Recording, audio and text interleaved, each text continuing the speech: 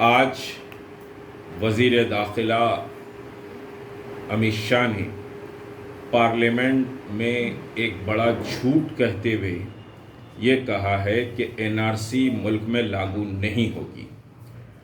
وزیر داخلہ اگر سمجھیے کہ NRC لاگو نہیں کرنا چاہ رہے ہیں ملک میں، تو پہلے ان کو یہ اعلان کرنا چاہیے تھا کہ NPR کرنے کے لیے جو گزٹ نوٹیفیکیشن کیا گیا ہے، وہ NPR کا gazette notification government of India واپس لیتی ہے۔ NPR ملک میں نہیں ہوگا، اور جو نئے شرائط کے ساتھ NPR ہو رہا ہے وہ NPR نئے شرائط کے ساتھ منعقد نہیں ہوگا۔ پہلے وزیر داخلہ کو یہ کہنا چاہیے، کیونکہ NPR فرسٹ سٹیپ ہے NRC کا، اور NRC سیکنڈ سٹیپ ہے۔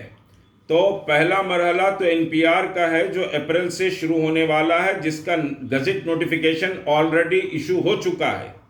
دوسری بات یہ ہے کہ وزارت داخلہ کی جو سالانہ رپورٹ ہے 2018 اور 19 کی، اس رپورٹ میں بہت واضح طور پر کہا گیا ہے کہ NPR فرسٹ سٹیپ ہے NRC کا، اور NPR کے بعد NRC ملک میں لاگو کی جائے گی۔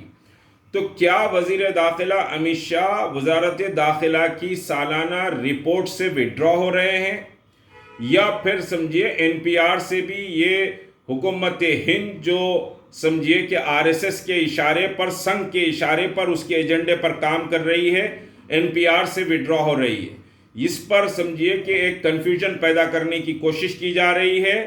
ہمارا مطالبہ یہ ہے کہ پہلے NPR کا جو نوٹیفیکیشن گزٹ نوٹیفیکیشن کیا گیا ہے سینسس کے تحت، اور پھر ضلع مجسٹریٹ کو جو پاور دیے گئے ہیں، ڈسٹرکٹ مجسٹریٹ کو پاور دیے گئے ہیں کہ NPR اگر کسی کا غلط ہے تو اس کے نام کے آگے D لگا دیا جائے، ڈیفالٹر سٹیزن لگا دیا جائے۔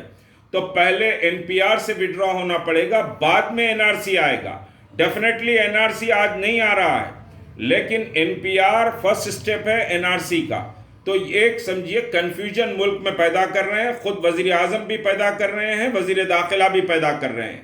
جو بات قانون کے تحت آئی ہے اس کو قانون کے تحت ہی ختم کیا جا سکتا ہے۔ مسخرے پن کے بیانات سے قانون نہیں بدلتے۔ قانون ہے، قانون کو بدلنے کے لیے قانون ہی لانا پڑے گا، اور کوئی نوٹیفیکیشن کو واپس لینے کے لیے نوٹیفیکیشن کے ذریعے ہی اس نوٹیفیکیشن کو رد کرنا پڑے گا۔ تو NPR کو واپس لینے کا نوٹیفیکیشن جاری کیا جائے تو ہم مطمئن ہوں گے، یہ احتجاج سمجھیے کہ ختم ہو سکتا ہے۔ مگر جب تک کہ یہ کالے قوانین موجود ہیں اور NPR کا خطرہ موجود ہے، تو پھر NRC کا بھی خطرہ ہے۔ پھر CAA کے تعلق سے بھی کوئی واضح اسٹینڈ نہیں آیا ہے۔ CAA دستور ہند کی روح کے خلاف ہے۔ اس پر انشاءاللہ کل تفصیل سے CAA کیا ہے اور NPR کیا ہے، NRC کیا ہے، کل انشاءاللہ بات کروں گا۔